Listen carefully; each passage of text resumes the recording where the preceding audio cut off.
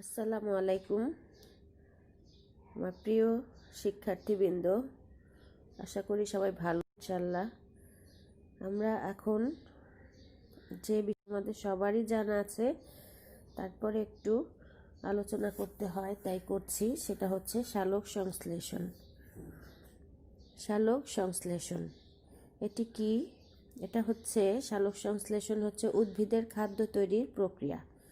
উদ্ভিদের খাদ্য তৈরির প্রক্রিয়াটিকে বলা হয় সালোক সংশ্লেষণ শর্টে। এছাড়া কি সালোক সংশ্লেষণের ইংরেজি অর্থ হলো ফটোসিনথেসিস। এটার ইংরেজি অর্থ হচ্ছে photosynthesis. Photo means light and synthesis মানে সংশ্লেষণ।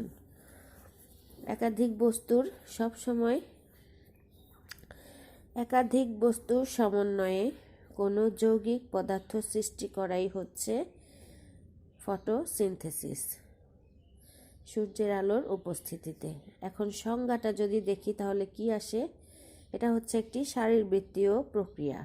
যে শারীরবৃত্তীয় প্রক্রিয়া সজীব উদ্ভিদ কোষস্থ ক্লোরোফিল সূর্যের আলোক শক্তিকে এটিপি ও NADPH প্লাস হাইড্রোজেন আয়ন নামক রাসায়নিক শক্তিতে রূপান্তরিত করে এবং ওই রাসায়নিক শক্তিকে কাজে লাগিয়ে কার্বন ডাইঅক্সাইড বিজারণের মাধ্যমে শর্করা জাতীয় খাদ্য প্রস্তুত করে এবং উপজাত হিসেবে অক্সিজেন নির্গত করে। সেই প্রক্রিয়াটিকে বলা হয় সালোক সংশ্লেষণ। অর্থাৎ আরও শর্টে যদি বলতে চাই, এটা হচ্ছে বইয়ের সংজ্ঞা।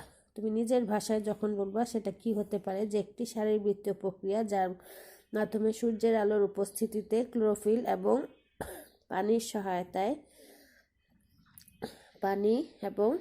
ক্লোরোফিলের উপস্থিতিতে পানি এবং কার্বন ডাইঅক্সাইডের সহায়তায় যে শর্করা জাতীয় খাদ্য তৈরি করে, সেই প্রক্রিয়াটিকেই বলা হয় সালোক সংশ্লেষণ এবং এই প্রক্রিয়ায় অক্সিজেন নির্গত হয়।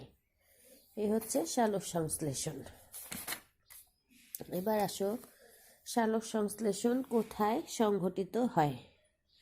সালোক সংশ্লেষণ কোথায় সংঘটিত হয়? দেখো, একটি ক্লোরোপ্লাস্টে ঘটে। সালোক সংশ্লেষণ শুরু থেকে শেষ পর্যন্ত প্রক্রিয়াটি ঘটে ক্লোরোপ্লাস্টে। এজন্য ক্লোরোপ্লাস্টকে ফটোসিনথেটিক কমপ্লেক্স বলা হয়। ক্লোরোপ্লাস্টকে কি বলা হয়? Photosynthetic complex. আচ্ছা, সবচেয়ে বেশি সালোক সংশ্লেষণ ঘটে উদ্ভিদ দেহের পাতায় সবচেয়ে বেশি সালোক সংশ্লেষণ ঘটে। পাতার মেসোফিল টিস্যুতে সালোক সংশ্লেষণ ঘটে বেশি। আচ্ছা, এছাড়া থাইলাকয়েডে ব্যাকটেরিয়ার থাইলাকয়েড ফটোসিনথেটিক পিগমেন্ট থাকে, সেজন্য সেখানেও হয়ে থাকে। আচ্ছা, ক্লোরোপ্লাস্ট কি সেটা তো জানো। ক্লোরোপ্লাস্টের অবস্থান দেখো। উদ্ভিদ যে অঙ্গে ক্লোরোপ্লাস্ট থাকে সে অঙ্গ সবুজ হয়, তাই অন্যভাবে বলা যায় উদ্ভিদের সবুজ অংশে ক্লোরোপ্লাস্ট থাকে। তাহলে এটা তো আমরা জানি যে ক্লোরোপ্লাস্ট থাকার কারণে উদ্ভিদ সবুজ হয়। আচ্ছা, উচ্চ শ্রেণীর উদ্ভিদের কচি কাণ্ড ও পাতায় ক্লোরোপ্লাস্ট থাকে। সবচেয়ে বেশি ক্লোরোপ্লাস্ট থাকে পাতায়, তাই সামগ্রিক বিবেচনায় সবুজ পাতাকেই ফটোসিনথেসিস অর্গান বা এর প্রধান অঙ্গ হিসেবে চিহ্নিত করা হয়। পাতার মেসোফিল টিস্যুই ক্লোরোপ্লাস্ট বিন্যস্ত থাকে। মেসোফিল টিস্যুতেই সবচাইতে বেশি ক্লোরোপ্লাস্ট পাওয়া যায়। আচ্ছা, এখন সালোক সংশ্লেষণের সময় কখন? সেটা অবশ্যই সূর্যের আলোকের উপস্থিতিতে দিনের বেলায় সালোক সংশ্লেষণ ঘটে থাকে, তবে কৃত্রিম আলোর উপস্থিতিতেও অনেক সময় সালোক সংশ্লেষণ হওয়া সম্ভব হয়। সাধারণত কি হয়? সূর্যের আলোর উপস্থিতিতে দিনের বেলায় সালোক সংশ্লেষণ ঘটে, তবে কৃত্রিম আলোতেও অনেক সময় সালোক সংশ্লেষণ ঘটতে দেখা যায়।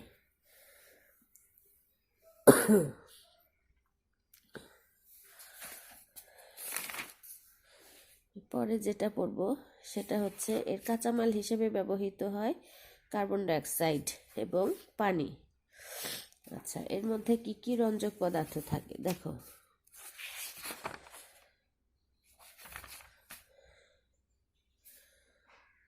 উদ্ভিদ কোষে উপস্থিত যে সকল রঞ্জক পদার্থ সালোক সংশ্লেষণের সময় আলোক শক্তি শোষণের ভূমিকা পালন করে তাকে সালোক সংশ্লেষণকারী রঞ্জক বলা হয়। কি বলছে? উদ্ভিদ কোষে উপস্থিত যে সকল রঞ্জক পদার্থ সালোক সংশ্লেষণের সময় আলোক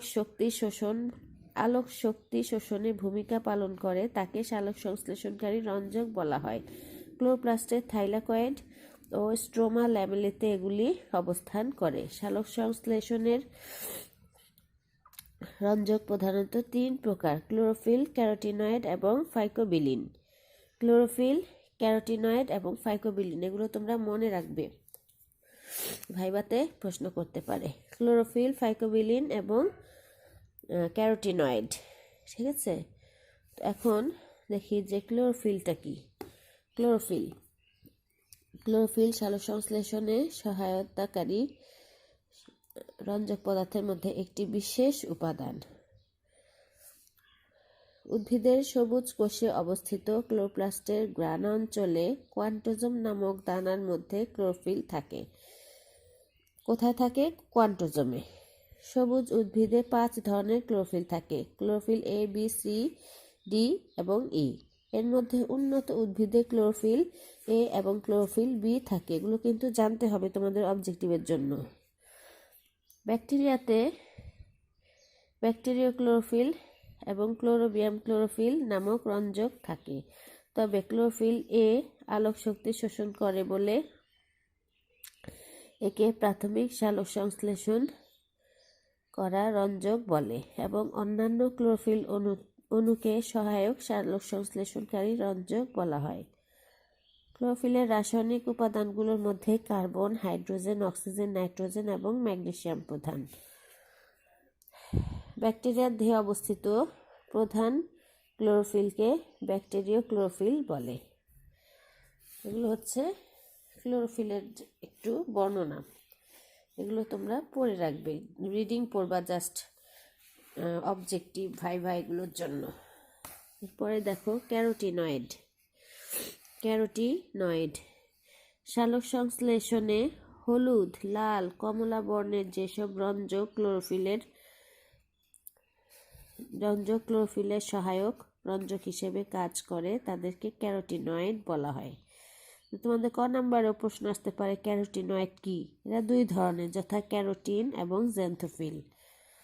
এসব রঞ্জক আলোক শক্তি গ্রহণ করে ক্লোরোফিল এ অণুতে সরবরাহ করে।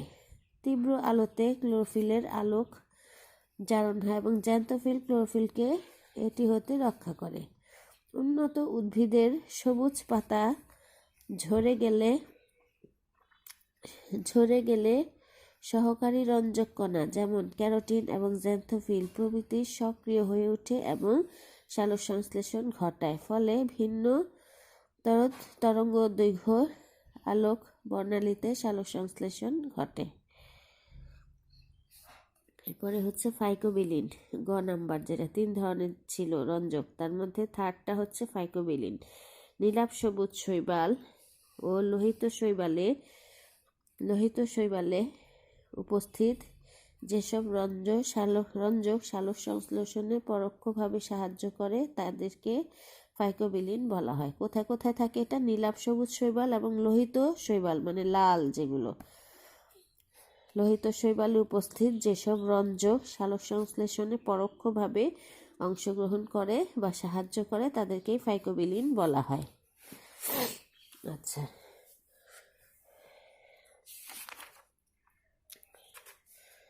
এরপরে যেটা পড়ব সেটা হচ্ছে আলোক রাসায়নিক বিক্রিয়া। দেখো, আলোক রাসায়নিক বিক্রিয়া। ক্লোরোফিল অণু ও তার সাথে সংশ্লিষ্ট ইলেকট্রন গ্রহীতাগুলো একটি ইউনিট হিসেবে কাজ করে। ক্লোরোফিল অণু প্লাস এর সাথে ইলেকট্রন গ্রহীতাগুলো একটি ইউনিট হিসেবে কাজ করে। এই ইউনিটকে ফটোসিস্টেম বলা হয়। ফটোসিস্টেম 2 প্রকার, যথা পিগমেন্ট সিস্টেমও বলা হয়, ফটোসিস্টেমও বলা হয়। পিগমেন্ট সিস্টেম 1 বা ফটোসিস্টেম 1 বা পিগমেন্ট সিস্টেম 2 বা ফটোসিস্টেম 2, এই হচ্ছে 2টি ফটোসিস্টেম। এরপরে দেখো আলোক শোষণ অংশ। এই অংশে বিভিন্ন তরঙ্গদৈর্ঘ্যের আলোক রশ্মি শোষিত হয়। উদ্ভিদের যে কোনো সবুজ অংশে এটি ঘটতে পারে।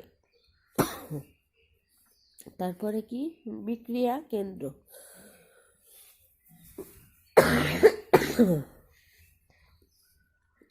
বিক্রিয়া কেন্দ্রে কি হয়? ক্লোরোপ্লাস্টের থাইলাকয়েড পর্দায় অবস্থিত ক্লোরোফিল এ এবং প্রোটিন অণুর সমন্বয়ে গঠিত পিগমেন্ট সিস্টেমের যে কেন্দ্রীয় অংশ থেকে উত্তেজিত ইলেকট্রন প্রাথমিক ইলেকট্রন গ্রহীতায় স্থানান্তরিত হয় তাকে বিক্রিয়া কেন্দ্র বলা হয়।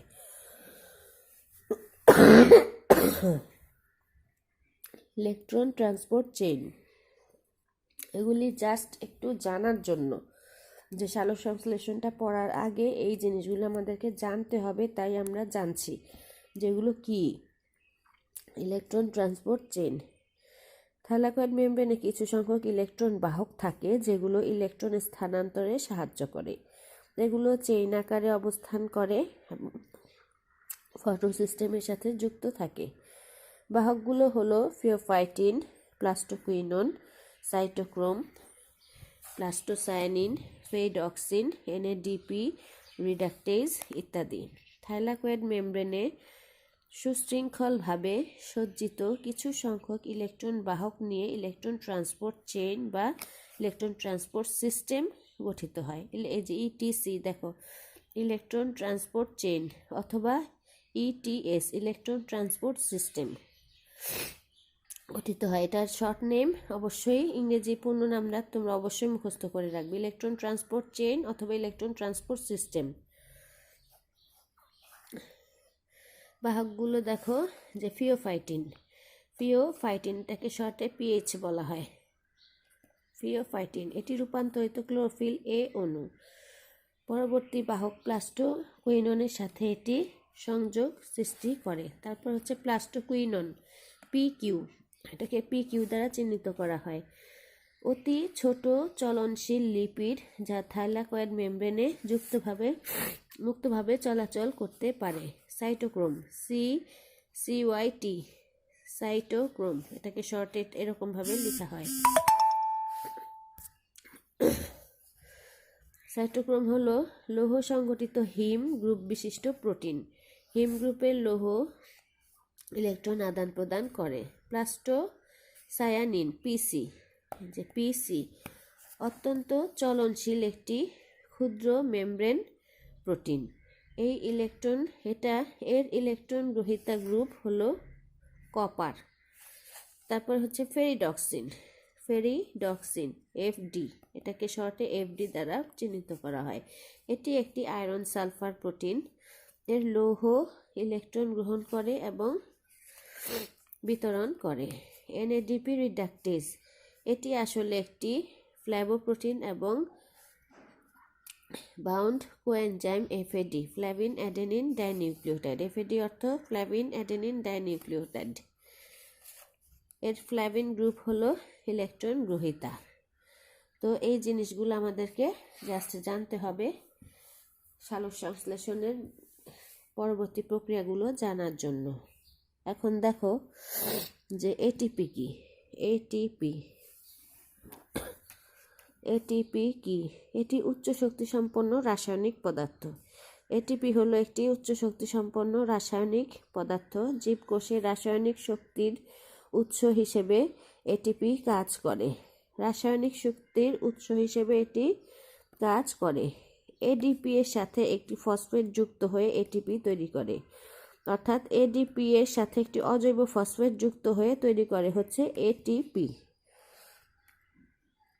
তাই এটিপি তৈরি করে। আলোক শোষণের ফলে পর্যাপ্ত ইলেকট্রন এনার্জির সহায়তায় এটিপিএস এনজাইম এবং কার্যকারিতায় এডিপি এর সাথে ফসফেট যুক্ত হয়ে এটিপি তৈরি করে। থাইলাকয়েডের যে সারফেস স্ট্রোমার দিকে থাকে সেদিকে এটিপি সরবরাহ করে। তাই এটিপিকে জৈব মুদ্রা বা শক্তি মুদ্রা বলে। Biological coin or energy coin.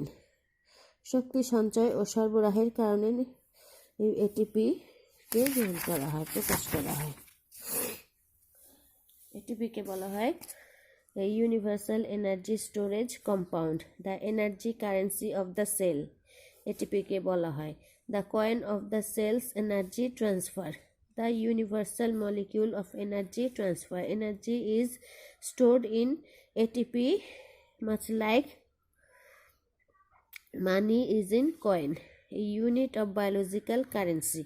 এগুলো হচ্ছে এটিপিকে বলা হয়, এগুলো তোমাদের জানা রাখা দরকার। আচ্ছা, এবার হচ্ছে ফটোফসফোরাইলেশন। ফটোফসফোরাইলেশন বলতে কি বুঝি দেখো, কোনো যৌগের সাথে ফসফেট গ্রুপ যুক্ত বা উক্ত যৌগ হতে ফসফেট গ্রুপ মুক্ত হওয়ার প্রক্রিয়াকে ফটোফসফোরাইলেশন বলা হয়। কোনো যৌগের সাথে ফসফেট গ্রুপ যুক্ত বা মুক্ত হওয়ার প্রক্রিয়াকে ফটোফসফোরাইলেশন বলা হয়। ফসফোরাইলেশন হলো এডিপি এর সাথে ফসফেট গ্রুপ যুক্ত হয়ে এটিপি তৈরির প্রক্রিয়াকে, এবং সেটা অবশ্যই সূর্যের আলোর উপস্থিতিতে ঘটার যে প্রক্রিয়া সেটাকেই বলা হয় ফটোফসফোরাইলেশন। ফটোফসফোরাইলেশন হচ্ছে দুই প্রকার, একটি হচ্ছে চক্রীয় ফটোফসফোরাইলেশন, একটি হচ্ছে অচক্রীয় ফটোফসফোরাইলেশন। তো আমরা আজকে ইন্ট্রোডাক্টরি কথাবার্তা দেখলাম সালোক সংশ্লেষণ সম্পর্কে। তো এরপরে যেটা পড়ব সেটা হচ্ছে চক্রীয় এবং অচক্রীয় ফটোফসফোরাইলেশন। নেক্সট ক্লাসে এটা নিয়ে আমরা আলোচনা করব। আল্লাহ হাফেজ।